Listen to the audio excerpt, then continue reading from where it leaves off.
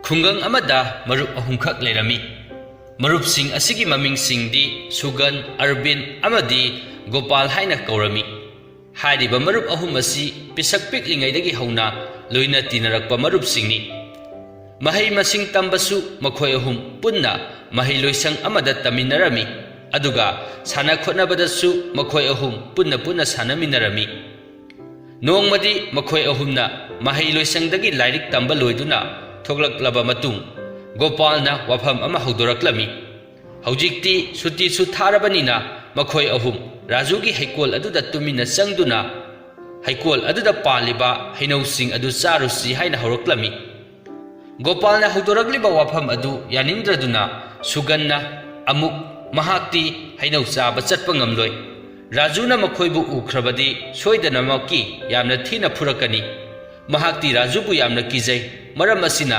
ꯃꯍꯥꯛ ꯆꯠꯄ ꯇꯜꯂꯤ ꯍꯥꯏꯅ ꯍꯥꯏꯔꯛꯂꯝꯃꯤ꯫ ꯁꯨꯒꯟꯅ ꯀꯤꯕꯒꯤ ꯃꯑꯣꯡꯗꯨ ꯎꯕꯗ ꯑꯔꯕꯤꯟꯅ ꯑꯃꯨꯛ ꯃꯈꯥ ꯇꯥꯔꯛꯏ, "ꯃꯔꯨꯞ, ꯅꯪꯅ ꯔꯥꯖꯨꯕꯨ ꯀꯤꯗꯨꯅ ꯂꯩꯔꯕꯗꯤ ꯃꯇꯧ ꯀꯔꯝꯅ ꯅꯍꯥꯛ ꯍꯩꯅꯧ ꯆꯥꯕ ꯐꯪꯒꯅꯤ?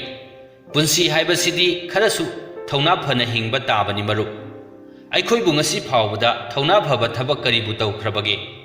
ꯀꯥꯟꯅꯗꯦ, ꯔꯥꯖꯨꯒꯤ ꯍꯩꯀꯣꯜꯗ ꯇꯨꯃꯤꯟꯅ ꯆꯠꯂꯒ ꯍꯩꯅꯧꯗꯨꯝ ꯆꯥꯔꯨꯁꯤ꯫ ꯃꯤꯒꯤ ꯏꯪꯈꯣꯜꯗꯒꯤ ꯍꯩꯅꯧ ꯍꯨꯔꯥꯟꯗꯨꯅ ꯆꯥꯕꯁꯤꯕꯨ ꯑꯐꯕ ꯊꯕꯛ ꯑꯣꯏꯒꯗ꯭ꯔꯅꯦ ꯃꯔꯨꯞꯁꯤꯡ?"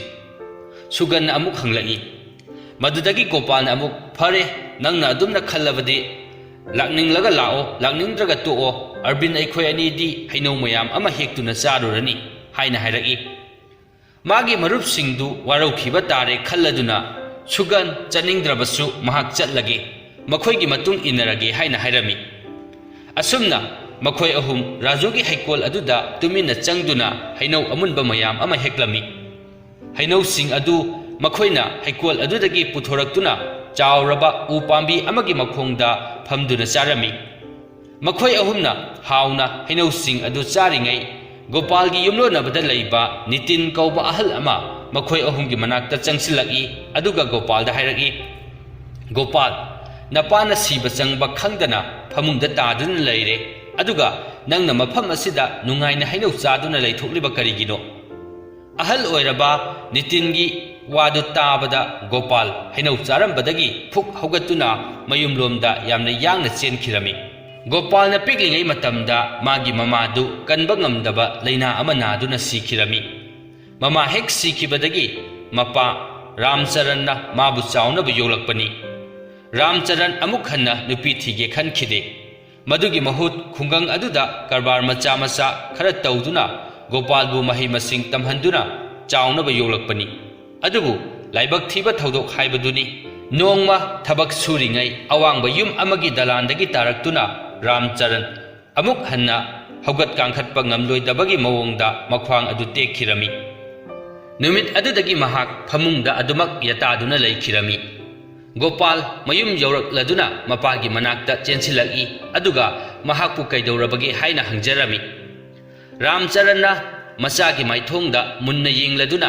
yamna ningamdana hairaki ipagi ibungo Gopal napana lairaba misak ama oirubana isabu naning thunghanba ngamkhidre namana hek leikhidaba mikuptagi ngasi phawba aina nangbu chekshina senaduna lakpani adubu ayhaki punsi asi kuina hingani haiba ipa thajadre ipana nangonda soikhilan khiba mayam ama yawrabasu nangna ipabu ngakpiyu aduga aina sidringai mikup asida aina tungsinjarakpa paisa khara asi nangonda sinaramage paisa sing asi ipana wana thabak suduna tanba paisa singni arembada manghanganu paisa sing asi puduna nahak khungang asi thadoktuna shaharda chatlu aduga shahar aduda karbar ama hodoknaduna nahak paisa yamna talu kanna hodaduna ina kaira khunba mi ama oiba ngamnaba hotnau paisa paidrabadi nahak mi na masak khangbiroi nangi mi leiroi asumna wahai khara asi Ramcharan na Gopal da hairaga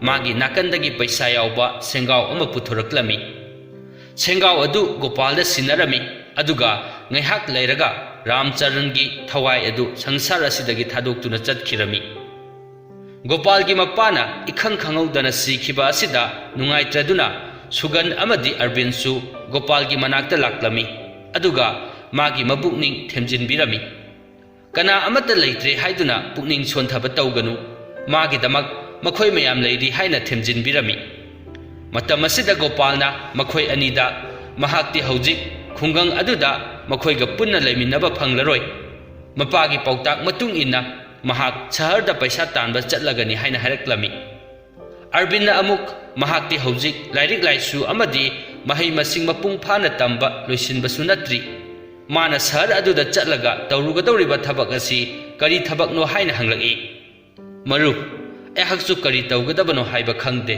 ꯑꯗꯨꯕꯨ ꯑꯩꯍꯥꯛ ꯈꯨꯡꯒꯪ ꯑꯁꯤꯗ ꯑꯁꯨꯝ ꯂꯩꯔꯕꯗꯤ ꯃꯇꯝ ꯈꯔ ꯂꯩꯔꯒ ꯏꯄꯥꯅ ꯄꯤꯔꯝꯕ ꯄꯩꯁꯥꯁꯤꯡ ꯑꯁꯤ ꯁꯤꯖꯤꯟꯅꯕ ꯂꯣꯏꯅ ꯂꯣꯏꯈ꯭ꯔꯕꯗꯤ ꯑꯩꯍꯥꯛ ꯑꯃꯨꯛ ꯆꯥꯅꯤꯡꯉꯥꯏ ꯊꯛꯅꯤꯡꯉꯥꯏ ꯂꯩꯔꯔꯣꯏ, ꯃꯔꯝ ꯑꯁꯤꯅ ꯁꯍꯔꯗ ꯆꯠꯇꯨꯅ ꯊꯕꯛ ꯑꯃ ꯇꯧꯗꯕ ꯌꯥꯗꯕꯅꯤ꯫ ꯑꯁꯨꯝꯅ ꯒꯣꯄꯥꯜꯅ ꯍꯥꯏꯔꯛꯏ꯫ ꯁꯨꯒꯟꯅ ꯑꯃꯨꯛ, ꯐꯔꯦ ꯃꯔꯨꯞ, ꯅꯍꯥꯛ ꯁꯍꯔꯗ ꯆꯠꯇꯨꯅ ꯊꯕꯛ ꯇꯧꯗꯨꯅ ꯄꯩꯁꯥ ꯃꯌꯥꯝ ꯑꯃ ꯇꯥꯜꯂꯨꯔꯣ, ꯑꯗꯨꯕꯨ ꯅꯍꯥꯛꯅ ꯍꯌꯦꯡꯋꯥꯏ ꯄꯩꯁꯥ ꯄꯥꯏꯔꯕ ꯃꯇꯨꯡꯗ ꯈꯨꯡꯒꯪ ꯑꯁꯤꯕꯨꯗꯤ ꯀꯥꯎꯈꯤꯅꯨꯀꯣ, ꯑꯩꯈꯣꯏꯁꯨ ꯅꯪꯕꯨ ꯂꯥꯛꯄ ꯉꯥꯏꯔꯝꯒꯦ ꯍꯥꯏꯅ ꯍꯥꯏꯔꯝꯃꯤ꯫ ꯃꯥꯅ ꯈꯨꯡꯒꯪ ꯑꯁꯤꯕꯨ ꯑꯃꯗꯤ ꯃꯈꯣꯏꯕꯨ ꯀꯩꯗꯧꯅꯨꯡꯗ ꯀꯥꯎꯔꯣꯏ, ꯃꯍꯥꯛ ꯑꯃꯨꯛ ꯍꯟꯅ ꯁꯨꯡꯁꯣꯏ ꯁꯣꯏꯗꯅ ꯈꯨꯡꯒꯪ ꯑꯁꯤꯗ ꯄꯩꯁꯥ ꯃꯌꯥꯝ ꯑꯃ ꯄꯥꯏꯔꯕ ꯃꯇꯝꯗ ꯃꯈꯣꯏꯕꯨ ꯎꯅꯕ ꯂꯥꯛꯀꯅꯤ ꯍꯥꯏꯅ ꯍꯥꯏꯔꯝꯃꯤ꯫ ꯑꯁꯨꯝꯅ ꯒꯣꯄꯥꯜ ꯃꯄꯥꯅ ꯄꯤꯔꯝꯕ ꯄꯩꯁꯥ ꯈꯔ ꯑꯗꯨ ꯄꯨꯔꯗꯨꯅ ꯁꯍꯔꯗ ꯆꯠꯈꯤꯔꯝꯃꯤ꯫ ꯒꯣꯄꯥꯜ ꯆꯠꯈꯤꯕ ꯎꯕꯗ ꯑꯔꯕꯤꯟꯅ ꯁꯨꯒꯟꯗ ꯃꯈꯣꯏꯒꯤ ꯃꯔꯨꯞ ꯑꯃ ꯃꯈꯣꯏ ꯊꯥꯗꯣꯛꯇꯨꯅ ꯆꯠꯈ꯭ꯔꯦꯀꯣ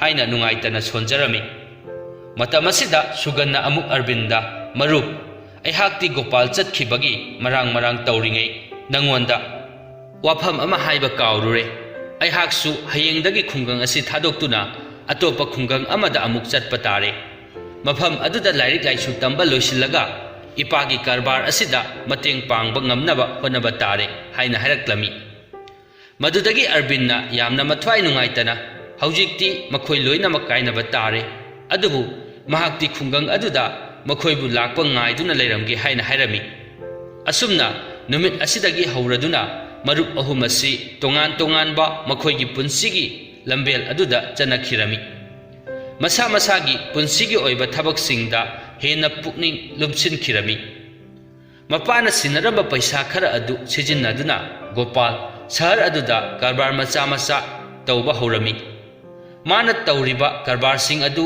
ꯅꯣꯡꯃ ꯅꯣꯡꯃꯒꯤ ꯇꯞꯅ ꯃꯥꯏ ꯄꯥꯛꯂꯛꯇꯨꯅ ꯌꯥꯝꯅ ꯆꯥꯎꯕ ꯀꯔꯕꯥꯔ ꯋꯥꯂꯥ ꯑꯃ ꯑꯣꯏꯔꯛꯂꯝꯃꯤ꯫ ꯑꯁꯨꯝꯅ ꯇꯦꯜꯂꯕ ꯆꯍꯤ ꯈꯔꯒꯤ ꯃꯅꯨꯡꯗ ꯒꯣꯄꯥꯜꯅ ꯂꯨꯄꯥ ꯀꯔꯣꯔ ꯇꯥꯟꯕ ꯉꯝꯂꯝꯃꯤ꯫ ꯌꯥꯝꯅ ꯏꯅꯥꯛ ꯀꯩꯔꯥꯛ ꯈꯨꯟꯕ ꯃꯤꯁꯛ ꯑꯃ ꯑꯣꯏꯔꯛꯇꯨꯅ ꯌꯨꯝ ꯀꯩ ꯅꯤꯡꯊꯤꯅ ꯁꯥꯗꯨꯅ ꯁꯍꯔ ꯑꯗꯨꯗ ꯂꯩꯔꯝꯃꯤ꯫ ꯃꯥꯅ ꯑꯉꯥꯡ ꯑꯣꯏꯔꯤꯉꯩꯗ ꯃꯥꯒꯤ ꯃꯔꯨꯞꯁꯤꯡ ꯑꯗꯨꯗ ꯁꯛꯂꯝꯕ ꯋꯥꯁꯛꯁꯤꯡ ꯑꯗꯨ ꯃꯍꯥꯛ ꯂꯣꯏꯅ ꯀꯥꯎꯈ꯭ꯔꯦ, ꯊꯕꯛ ꯆꯤꯟꯃꯟꯈꯤꯕꯅ ꯅꯣꯡꯃꯇꯁꯨ ꯅꯤꯡꯁꯤꯡꯂꯨꯕ ꯂꯩꯇꯦ꯫ ꯒꯣꯄꯥꯜ ꯒꯧꯔꯤ ꯀꯧꯕꯤ ꯅꯨꯄꯤ ꯑꯃ ꯂꯨꯍꯣꯡꯗꯨꯅ ꯁꯍꯔꯒꯤ ꯄꯨꯟꯁꯤ ꯃꯍꯤꯡꯗ ꯌꯥꯝꯅ ꯅꯨꯡꯉꯥꯏꯅ ꯃꯇꯩ ꯃꯅꯥꯎ ꯑꯅꯤ ꯑꯗꯨ ꯅꯣꯛꯈꯦꯗꯨꯅ ꯍꯤꯡꯂꯝꯃꯤ꯫ ꯃꯇꯝ ꯈꯔ ꯂꯩꯔꯕ ꯃꯇꯨꯡ ꯒꯧꯔꯤꯅ ꯒꯣꯄꯥꯜꯗ ꯃꯥꯒꯤ ꯊꯥꯏꯅꯒꯤ ꯃꯔꯨꯞ ꯑꯃ ꯂꯨꯍꯣꯡꯒꯗꯧꯔꯤ, ꯂꯨꯍꯣꯡꯕ ꯑꯗꯨ ꯃꯈꯣꯏ ꯑꯅꯤ ꯈꯔ ꯆꯠꯃꯤꯟꯅꯔꯨꯁꯤ ꯍꯥꯏꯅ ꯍꯥꯏꯔꯛꯂꯝꯃꯤ꯫ ꯃꯇꯝ ꯑꯁꯤꯗ ꯒꯣꯄꯥꯜꯅ ꯃꯈꯣꯏꯅ ꯆꯠꯀꯗꯧꯔꯤꯕ ꯃꯐꯝ ꯑꯗꯨꯕꯨ ꯀꯗꯥꯏꯗꯅꯣ ꯍꯥꯏꯅ ꯍꯪꯂꯛꯏ꯫ ꯔꯥꯝꯄꯨꯔ ꯍꯥꯏꯔꯤꯕ ꯑꯊꯥꯞꯄ ꯈꯨꯡꯒꯪ ꯑꯗꯨꯗꯅꯤ ꯍꯥꯏꯅ ꯒꯧꯔꯤꯅ ꯑꯃꯨꯛ ꯈꯨꯝꯂꯛꯏ꯫ ꯔꯥꯝꯄꯨꯔ ꯍꯥꯏꯔꯤꯕ ꯈꯨꯡꯒꯪ ꯑꯗꯨꯗꯤ ꯒꯣꯄꯥꯜꯅ ꯑꯉꯥꯡ ꯑꯣꯏꯔꯤꯉꯩꯗ ꯆꯥꯎꯔꯛꯄ ꯈꯨꯡꯒꯪ ꯑꯗꯨ ꯑꯣꯏꯔꯝꯃꯤ꯫ ꯈꯨꯡꯒꯪ ꯑꯗꯨꯒꯤ ꯃꯃꯤꯡ ꯑꯗꯨ ꯍꯦꯛ ꯇꯥꯕꯒ ꯒꯣꯄꯥꯜ ꯃꯥꯒꯤ ꯍꯧꯈ꯭ꯔꯕ ꯄꯨꯟꯁꯤꯒꯤ ꯀꯥꯎꯉꯝꯂꯔꯣꯏꯗꯕ ꯊꯧꯗꯣꯛꯁꯤꯡ ꯑꯗꯨ ꯃꯊꯪ ꯅꯤꯡꯁꯤꯡꯂꯛꯂꯝꯃꯤ꯫ ꯃꯥꯒꯤ ꯃꯔꯨꯞ ꯑꯅꯤ ꯁꯨꯒꯟ ꯑꯃꯗꯤ ꯑꯔꯕꯤꯟꯕꯨꯁꯨ ꯅꯤꯡꯁꯤꯡꯂꯛꯂꯝꯃꯤ꯫ ꯃꯈꯣꯏꯕꯨ ꯅꯤꯡꯁꯤꯡꯂꯨꯔꯒ ꯃꯍꯥꯛ ꯃꯃꯤꯠꯇꯒꯤ ꯃꯄꯤ ꯏꯔꯥ ꯆꯦꯟꯊꯔꯛꯈꯤꯕ ꯈꯪꯍꯧꯗꯦ, ꯑꯃꯗꯤ ꯃꯥꯅ ꯃꯥꯒꯤ ꯃꯔꯨꯞꯁꯤꯡꯗ ꯁꯛꯂꯝꯕ ꯋꯥꯁꯛꯁꯤꯡ ꯑꯗꯨ ꯅꯤꯡꯁꯤꯡꯂꯛꯂꯝꯃꯤ꯫ ꯃꯗꯨꯗꯒꯤ ꯃꯥꯅ ꯃꯥꯒꯤ ꯅꯨꯄꯤꯗ ꯃꯥꯅ ꯍꯥꯏꯔꯤꯕ ꯈꯨꯡꯒꯪ ꯑꯗꯨꯗꯤ ꯃꯥꯒꯤ ꯍꯦꯛ ꯄꯣꯛꯅꯐꯝ ꯈꯨꯡꯒꯪꯅꯤ, ꯃꯐꯝ ꯑꯗꯨꯗ ꯃꯥꯒꯤ ꯌꯥꯝꯅ ꯅꯨꯡꯁꯤꯔꯕ ꯃꯔꯨꯞ ꯑꯅꯤꯈꯛꯁꯨ ꯂꯩ ꯍꯥꯏꯅ ꯍꯥꯏꯔꯝꯃꯤ꯫ ꯑꯁꯨꯝꯅ ꯃꯥꯒꯤ ꯃꯔꯨꯞ ꯑꯅꯤ ꯑꯗꯨꯒꯤ ꯋꯥꯔꯤ ꯄꯨꯝꯕꯁꯨ ꯃꯥꯅ ꯒꯧꯔꯤꯗ ꯂꯤꯔꯝꯃꯤ, ꯑꯗꯨꯒ ꯂꯨꯍꯣꯡꯕ ꯑꯗꯨ ꯀꯔꯤ ꯅꯨꯃꯤꯠꯇꯅꯣ ꯍꯥꯏꯅ ꯍꯪꯂꯛꯏ꯫ ꯒꯧꯔꯤꯅ ꯂꯨꯍꯣꯡꯕ ꯑꯗꯨ ꯃꯊꯪꯒꯤ ꯅꯨꯃꯤꯠꯇꯅꯤ, ꯃꯐꯝ ꯑꯗꯨꯗ ꯃꯥꯒꯤ ꯃꯔꯨꯞꯁꯤꯡꯁꯨ ꯂꯩ ꯍꯥꯏꯔꯕꯅꯤꯅ ꯃꯈꯣꯏ ꯑꯅꯤ ꯃꯊꯪꯒꯤ ꯅꯨꯃꯤꯠꯇ ꯑꯌꯨꯛ ꯉꯟꯇꯥꯅ ꯆꯠꯈ꯭ꯔꯁꯤ ꯍꯥꯏꯅ ꯍꯥꯏꯅꯔꯝꯃꯤ꯫ ꯒꯣꯄꯥꯜ ꯃꯥꯒꯤ ꯃꯔꯨꯞꯁꯤꯡ ꯑꯗꯨ ꯎꯅꯤꯡꯃꯟꯈꯤꯕꯅ ꯑꯍꯤꯡ ꯑꯗꯨ ꯇꯨꯝꯕ ꯌꯥꯔꯝꯗꯦ, ꯌꯥꯝꯅ ꯊꯨꯅ ꯅꯣꯡ ꯉꯥꯜꯍꯟꯅꯤꯡꯂꯝꯃꯤ꯫ ꯑꯁꯨꯝꯅ ꯅꯣꯡ ꯍꯦꯛ ꯉꯥꯜꯂꯛꯄꯒ ꯃꯐꯤ ꯃꯔꯣꯜ ꯅꯥꯟꯅ ꯁꯦꯠ ꯏꯜꯂꯗꯨꯅ ꯒꯣꯄꯥꯜꯒꯤ ꯃꯇꯩ ꯃꯅꯥꯎ ꯑꯅꯤ ꯑꯗꯨ ꯔꯥꯝꯄꯨꯔ ꯈꯨꯡꯒꯪ ꯑꯗꯨ ꯇꯝꯅ ꯂꯥꯛꯂꯝꯃꯤ꯫ गौरीगी लुहोंगदौरिबा ममानबी अदुगी मयुम अदु यौरे गोपालना गौरीबु मागी ममानबी अदुगी मनाक्ता थमलमी अदुगा हेक खुंगंग अदुदा मागी मरुपसिंग उनरुरगे हाइदुना थोलक्लमी इहान हानबदा गोपाल अरबिंदगी मयुमदा लाक्लमी अरबिंदगी लैरमलिबा युमलै कैरे अदुदगी महाक्ति हौजिकसु यामना नुंगाइना पाली हाइबा खंगलमी मदुदगी माना युम अदुगी ममांगदा लेप्तुना अरबिंदबु कौथोक्लमी अरबिंद युम मनुंगदगी थोलगी अदुगा गोपाल उबदा इंगंगना महाक्ति यामना हुंगलमले उखिदबसु फना यामना कुइरे महाकबु करम करम पालिबगे हाइना हंगलगी गोपालना अमुक मखोइसु उखिदब फना कुइरे हाइना हाइरगा मागी हौखिबा वारी खरा अमुक लिरक्लमी मरुप अइना खुंगंग असिदगी हेक थोक्तुना चटखिबगा शहरदा अहाक करबार मचा मचा तौबा हौखि ईश्वरगी थौजालदगी आइगी करबार सिंग अदु माइ पाक्तुना हौजिक्ति यामना चावना करबार तौदुना अहाकसु नुंगाइना हिंबा हाइबदु ओइरी अहाकी वारीसु चौराकपा अमदि लीरे अदो मरुपना हौजिक करम करमना पालिबा हाइना अरबिंदा अमुक हंगलगी मतम असिदा अरबिंदा महाकसु यामना नुंगाइना हिंगली मागी मपा मपुना करोड़ करोड़ कयागी लंथुम संपत्ति मयाम अमा थंबिरमी मखोइगी मतेंगना महाकसु हौजिक अवाट अपा लैतना नुंगाइना पाली हाइना हाइरमी मदुदगी गोपालना अमुक मागी मरुप सुदानदी हौजिक कमदौरी हाइना अरबिंदा हंगलगी अरबिंदा अमुक खुमलगी महाकसु नंगना चटखिबा नुमित अदुगी हेक नोंगानबगा अतोपा खुंगंग अमदा मपागा लोइनना महै तमदुनी हाइदुना चटख्रे नुमित अदुदगी अहाकसु मागी पाव अदुमक ताखिद्रे हाइना हाइरगी असुमना मरुप अनी असि कुइना उनरुद्रबगी मतुंगदा हौखिबा पुंसिगी अवा नुंगाइ कया अमगी वारी वताई सानदुना ngaiहak लेरमी अरबिंदा गोपालदा मखोइ अनी पुन्ना चाक चरा अमता चामिनसी हाइबदगी मखोइ अनी हराउना मथेल लुकोइ सिंगा लोइनना चागलेन अमा अरबिंदगी मयुम अदुदा चामिनरमी चाक तोकलबा मतुंग ngaiहak फमदुना वारी वताई अमुक तौरमी मतम थेंजिलक्लबदा गोपालना अरबिंदा महाक थेंगले हन्नब तौरगे हाइना हाइरगी मतम असिदा अरबिंदना महाक्ति यामना तोइना लाकपसु नत्ते अहिंग लेखरो हाइना हाइरगी गोपालना अमुक महाक ngasidi अहिंग लेकप याररोय मागी नुपीगा लोइनना लाकपनी हाइना हाइरमी मदुदगी अरबिंदना अमुक मागी नुपीगा लाकमिनरगा मा मतोमता मागी मयुम अदुदा लाक्लिबा करिगिनो नुपी अदुगा पुन्ना लाकमिनबा यादब्रा हाइना हंगलगी गोपालना मागी नुपी अदुदी मागी ममानबी अमगी लुहोंगबा यावबा लाकपनी अदुना फरक तादुना तौबनी मथंग अमुक पुन्ना लाकमिनरगे हाइना हाइरमी अरबिंदना गोपालबु मागी थोंगाल फावबा थिंदोक पिरक्लमी मतम असिदा गोपालना माना हनखिबदा महाक मागी मरुप सुगानगी मनाक्ता चंगलमखिगे हाइना हाइरगी अरबिंदनासु महाक सुगानगी मनाक्ता चंगलबदी महाक पुसु माना हंगलगी हाइना खरा तंबियु हाइना हाइरमी असुमना मरुप अनी असि मफम अदुदा अमुक काइनरे गोपाल अरबिंदगी मयुमदगी थोगलक्लदुना अमुक महाक सुगानगी मयुमदा लाक्लमी सुगानगी लैरमलिबा युमलै केरगी फिबम अदु उबदा महाक असि हौजिक यामना वारे हाइबा खरदी खंगबा ngamlami मदुदगी माना सुगानगी युमगी ममांगदा लेप्तुना सुगानबु कौथोक्लमी सुगान मनिंगलोमदगी इसिंग चाइनबा पेरे अमा पाइदुना थोगलगी कुइना उरुद्रबा मागी मरुप अदु अमुक हन्ना उबदा सुगान मखुत्ता पाइरंबा पेरे ताखिबा खंगौदे गोपालना सुगानबु चेना कोनसिनबिरमी अदुगा माना ओइरमलिबा फिबम असि करिनो महाकबु ममांगैगी मतमददी यामना नुंगाइ याइफना लेहौबनी अदुगा हौजिक ओइरमलिबा फिबम असिना करिनो हाइना हंगलगी सुगानना अमुक मागी मपाना हिंगलिंगै मतमददी मखोइ यामना नुंगाइ याइफना पालमी अदुबु मपा हेक सिखिबदगी मखोइगी कारबार अदु असुम असुम मांगबना हेंजिलक्तुना फिबम अदु यौरक्लिबनी हाइना तमलमी गोपालना सुगंदा नोंगमा मागी मयुमदा कोइथोरकु कारबार तौबगी नियम मयाम अमा तानसी अदुगा माना अंगंबा मतेंगसु पांगे हाइना हाइरमी असुमना कुइना उनरुद्रबा मरुप अनी असि मखोइगी हौखिबा मतमगी अंगांग ओइरिंगै मतमगी वारी कया अमा सानरमी वारी वाताई ngahak तौनरबा मतुंग गोपाल गौरीगी मनाक्ता अमुक हलक्लमी गोपाल हलक्पा उबदा गौरीना यामना थेंगलक्लिबा करिगिनो मागी ममानबसिंगना mahakka masak khangnage haiduna ngaiduna leirabani haina hairaki.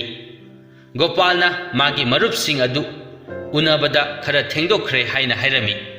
Gaurina magi mamanabi mayam aduda Gopalbu magi nupani haiduna masak taklami. Luhongbagi thauram adusu loiraduna Gopalga Gauriga mayumda amuk halakle. Numit khara haukraba matung Sugan magi marup Gopalna hairambagi matung inna Gopalgi mayum thiduna mahak sahar aduda laklami. Sahar aduda Gopalgi mayum adu irai laina thiba phanglami. Gopalgi leiramliba yumlai kere adu ubada Sugan ngaklami. Gopal thoklaktuna Sugan butaramna oklami. Magi nupi Gauri busuk kauthoraktuna Suganda masak taklami. Gaurina Suganda mahak lamsang lakpagi yamna saramlagani waramlagani thakpa yaba ayingba amata semlukige hairaga mahak chakhumda changkhirami. Gopalna Suganbu magi yumgi akoiba adu sin thungna yenghalami. Madudagi Suganna Gopalda mahakti karbar yamna chauna tawduna paisa yamna paira male haina hairaki. Gopalna amuk mahak hojikti sel yamna puthare magi karbar adu sendong iphang phangdre migi paisa su yamna tole. Magi leiriba lanthum mayam adu yontokpadasu migi senjam adu singbada khara wana thokani. Adubu masi karbar tawbagi hauna sani. Masidi yamna toina thokanba thaudokni. Adubu mahak mayam asi sindok sinjin tawduna yana ba pali haina hairaki. Gopalgi wadu tabada Suganna ingagagna thaudok asi aingonda khakta natana nangonda su thokpa haurabra marup aihaksu adumna tawbadagi leiramba lanthum punamak mangkhibani. Nahakti karbar yamna chauna tawduna yamna nungaina pali haina aina khallubani. Adubu nangi oiramliba phibam asidi aihak nungaite haina hairaki. Gopalna mahak madugidamak karisu khalluranu. Mana ngamnaba sindok sinjin tawgani. Aduga mahakisu karbar macha ama hodokpada mateng pangno haiduna mana Suganda lupa 10,000 pirami. Suganna amuk Gopalda mahak hojik paisa yamna chilli hairaga mangonda paisa adu piriba karigino haina hanglagi. Matam asida Gopalna mana piriba paisa adu lemna pibani haina khanganu. Hayeng magi karbar adu mai paklaba matamda magi paisa adu amuk singau hojikti mana ngamnaba hotnagani haina hairami. Asumna magi marupna yamna waraba matam asidasu magi mateng pangbirakpa asida Sugan magi marup Gopalbu hainingai leitana thagatlami. Gaurina ayingba mahi ama puthuraktuna makhoi mayam thakminarami. Ayingba mahi adu thakpa loiraba matung Suganna mahak mayumda amuk hallage haina hairami. Matam asida Gaurina mahak mafam aduda yamna toina lakpasu natte nong phadok lakpani. Aduna nong manini tang leithoko haina hairami. Sugan Gopalga Gaurigana haijaba adu hiktokpa ngamlamde. Asumna numit nini nungaina Gopalgi mayumda leiraba matung Sugan mayumda amuk hankhirami. Suganna mayumda hankraba matung Gaurina Gopalda mana magi marup aduda makhoi asi hojik paisa yamna toli aduga makhoigi karbar adusu sendong iphang phangde haina oidaba ngangliba karigino haina hanglami. Gopalna amuk mahak matam kharada ngaikho aduga mana oidaba ngangbagi maram soidana khanglakani haina hairami. Gauri magi nupana hairiba wafam adu gyan taba ngamlamde. Mahak wafam adu khangnabagidamak matam khara ngairage haina khalami. Asumna numit khara amuk haukre. Nongmadi Arbinsu Gopalgi mayumda koiba laklami. Arbindi sel yamna paiba senjau paiba misak amani. Mahakti Gopaldagi su hena paisa paiba ina kaira khunba miyoini. Gopal thoklaktuna Arbin butaramno klami aduga imungda kausinduna phamhalami. Kuina unarudraba marup ani adu amuk hanna punba phangjabada yamna nungaiba pokjarami. Gopalgi yumlai kaire adu uraga Arbinna hairaki. Marup nahakti paisa su yamna paire karbar su yamna chauna tawre aduga asigumba apikpa yum asida hojik phauba leiriba karigino yum asi hojik nangi oiriba thak aduga yamna chana de haina hairaki. Chummi maruf aihak hojik paisa yamna paire karor gi mapu oibasu ngamle adubu aina karbar asi tawbada mai chumlakliba asi aihakna yum asida hek leirakpadagini. Yum asina aigi daw hapibani haina khanjai.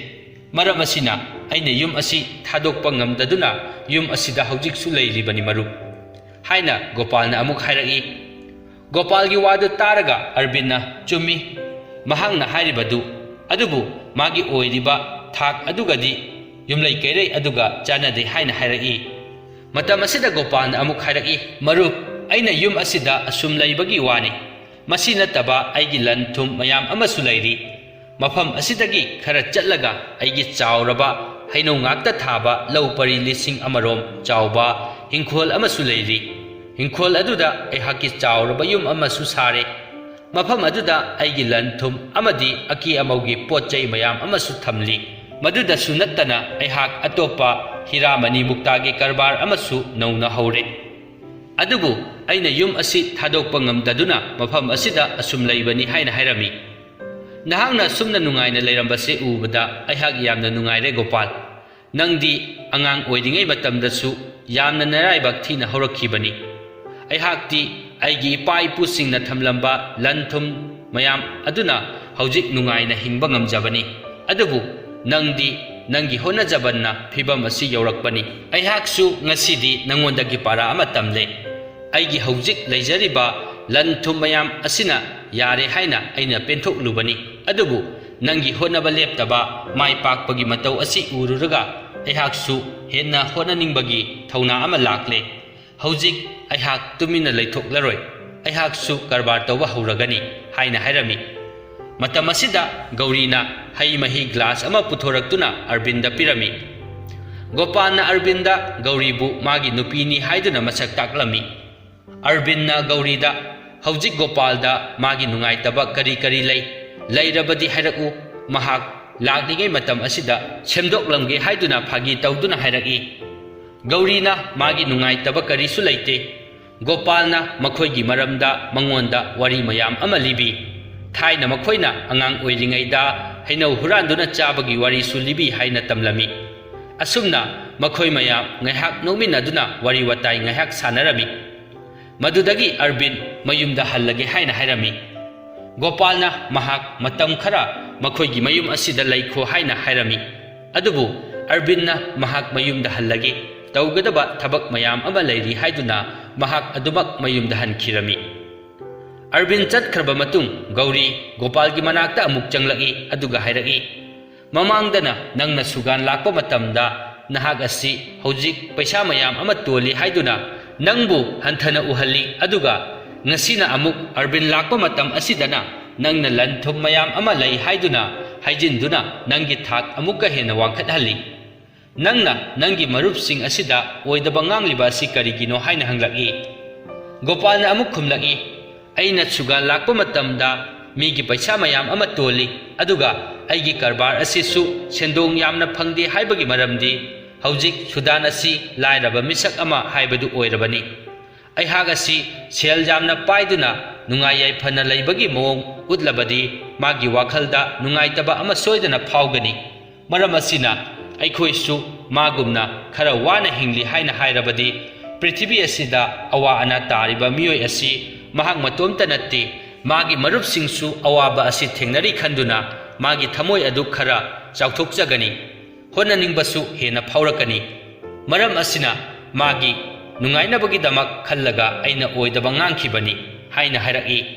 Madudagi Gaurina amuk phare nangna suganda oidaba ngangkhiba adu mabu nungai hannabagi dabakni haibadu aihak yarage.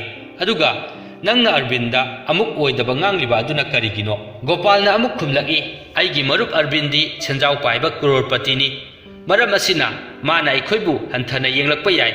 Maram asina aikhoisu mangondagi tadana hingli haibadu utnabagi damak aina haijinkiba ngaktani. Matam asida Gaurina amuk phare nangna oidaba nganglibasing asi nangi marupsing adu phanabagi damak ngaktani. Adubu oidaba ngangba haibasi afaba thabakti natte haina hairaki. Gopalna amuk aina oidaba khara ngangba asina makhoida akaiba kari supide. Madugi mahutta makhoibu hena nungaihangadawribani. Atopasingna hena nungaijanabagi damak oidaba khara khajik ngangbadi karisu kaide hena dum phai haina hairami. Mana hairibadu yamna chumi ꯃꯥꯗꯤ ꯃꯈꯣꯏ ꯑꯅꯤꯒꯤ ꯑꯁꯦꯡꯕ ꯃꯔꯨꯞꯅꯤ ꯍꯥꯏꯅ ꯒꯧꯔꯤꯅ ꯒꯣꯄꯥꯜꯕꯨ ꯊꯥꯒꯠꯂꯝꯃꯤ꯫ ꯑꯁꯨꯝꯅ ꯍꯥꯏꯕꯒ ꯇꯧꯕꯒ ꯒꯣꯄꯥꯜꯅ ꯃꯇꯦꯡ ꯄꯥꯡꯂꯛꯄꯗꯒꯤ ꯁꯨꯒꯥꯟꯁꯨ ꯃꯥꯒꯤ ꯇꯣꯉꯥꯟꯕ ꯀꯔꯕꯥꯔ ꯃꯆꯥ ꯑꯃ ꯍꯧꯗꯣꯛꯆꯗꯨꯅ ꯃꯥꯏ ꯄꯥꯛꯂꯝꯃꯤ꯫ ꯑꯗꯨꯒ ꯑꯃꯔꯣꯝꯗꯅ ꯑꯔꯕꯤꯟꯁꯨ ꯃꯥꯒꯤ ꯍꯥꯟꯅ ꯂꯩꯔꯝꯂꯤꯕ ꯐꯤꯚꯝ ꯑꯗꯨꯗꯒꯤ ꯍꯦꯟꯒꯠꯅꯕꯒꯤꯗꯃꯛ ꯍꯦꯟꯅ ꯊꯕꯛꯇ ꯃꯥꯏ ꯑꯣꯟꯁꯤꯟꯗꯨꯅ ꯃꯥꯏ ꯄꯥꯛꯄ ꯑꯆꯧꯕ ꯃꯤꯁꯛ ꯑꯃ ꯑꯣꯏꯈꯤꯔꯝꯃꯤ꯫ ꯋꯥꯔꯤ ꯑꯁꯤ ꯃꯇꯥꯡ ꯑꯁꯤꯗ ꯂꯣꯏꯁꯤꯟꯖꯔꯦ꯫ ꯋꯥꯔꯤ ꯑꯁꯤ ꯂꯤꯕꯗ ꯁꯣꯏꯈꯤꯕ ꯌꯥꯎꯔꯕꯁꯨ ꯇꯥꯕꯤꯔꯤꯕ ꯄꯨꯝꯅꯃꯛꯅ ꯉꯥꯛꯄꯤꯅꯕ ꯅꯣꯜꯂꯨꯛꯅ ꯍꯥꯏꯖꯔꯤ꯫ ꯃꯊꯪꯒꯤ ꯋꯥꯔꯤ ꯊꯥꯒꯠꯂꯛꯄꯗ ꯈꯪꯅꯕꯒꯤꯗꯃꯛꯇ ꯆꯦꯅꯦꯜ ꯑꯁꯤꯕꯨ ꯁꯕꯁꯀ꯭ꯔꯥꯏꯕ ꯇꯧꯗ꯭ꯔꯤꯕ ꯏꯆꯤꯜ ꯏꯅꯥꯎꯁꯤꯡꯅ ꯆꯦꯅꯦꯜ ꯑꯁꯤꯕꯨ ꯁꯕꯁꯀ꯭ꯔꯥꯏꯕ ꯇꯧꯁꯤꯟꯕꯤꯔꯝꯃꯨ꯫ ꯊꯥꯒꯠꯆꯔꯤ꯫